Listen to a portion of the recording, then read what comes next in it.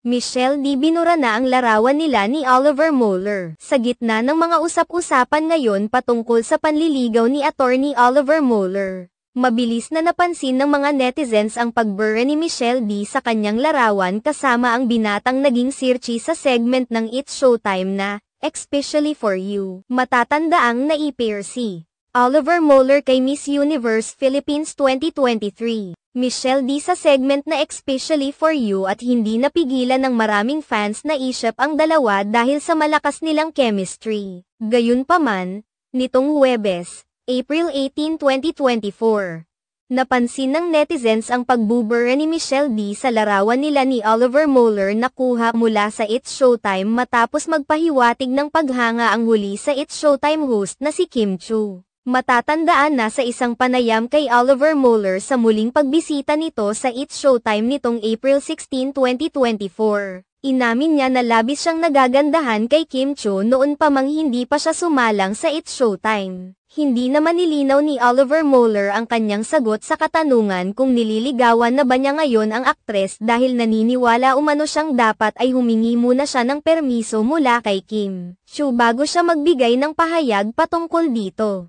Dahil sa naging pahayag na ito ni Oliver Mueller, marami ang naghinalang may balak talaga itong ligawan si Kim Chiu at naghihintay na lamang ito ng permiso mula sa aktres. Bukod pa rito, inamin rin ni Oliver Mueller na bukas siya sa posibilidad na makapasok sa entertainment industry kung sakaling mabibigyan siya ng pagkakataon. Marami naman sa mga netizens ang nagpahayag ng kanilang pagkakadisgusto kay Oliver Mueller dahil tila pa-impol umano itong clout chaser, na halata naman sa paraan nito ng pagsagot.